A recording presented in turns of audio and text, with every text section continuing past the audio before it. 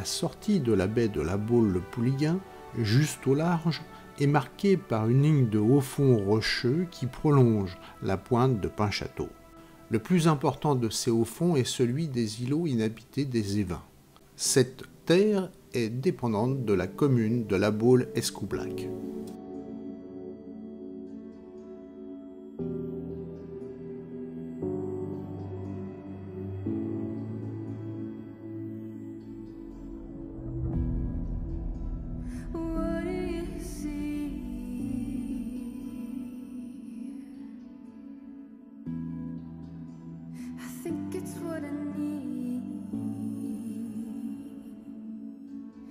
Tired of running in circles, carrying burdens, syncopating curses. I wanna be free. Take me to your only garden. I wanna see the world you found. Just see me underneath the trees. I wanna see what you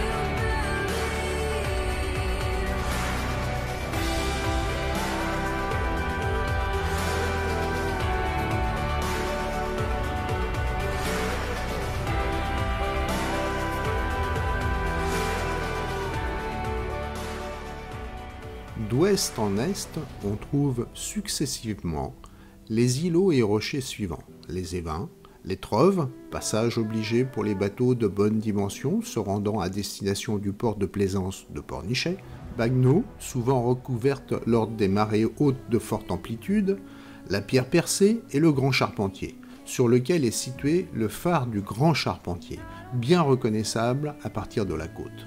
Nous nous en approcherons prochainement pour mieux le découvrir. Notre première étape est les Évins.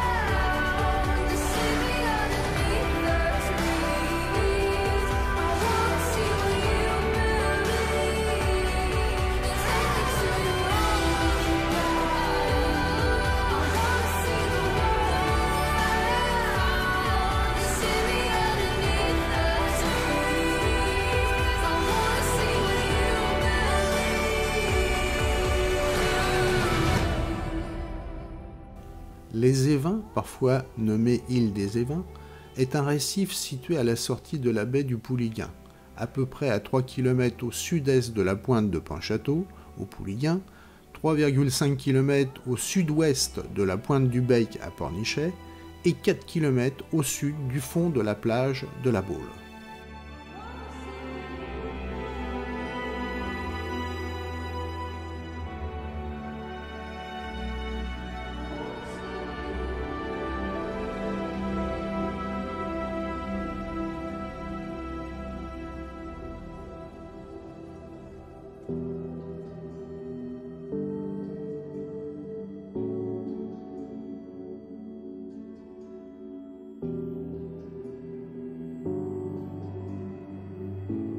Cette île est donc plantée au milieu de la baie et est appréciée par de nombreux Baulois et Pornichétains qui y accostent parfois en bateau. L'île des Évins est aujourd'hui déserte, mais elle a connu différentes activités par le passé. À la fin des années 20, un commerçant y exploita ainsi un café pendant les saisons.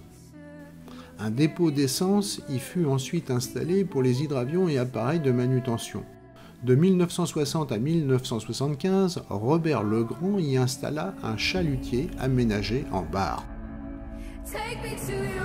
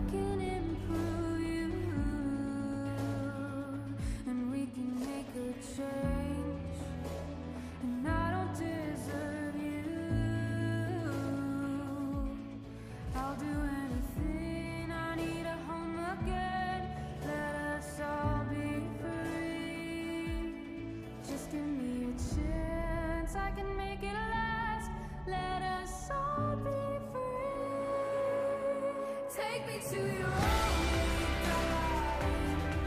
Le 5 août 1962 est déclaré l'état libre des Évins qui y fête même sa naissance officielle. Fantaisie et humour règnent alors sur ce bout de terre.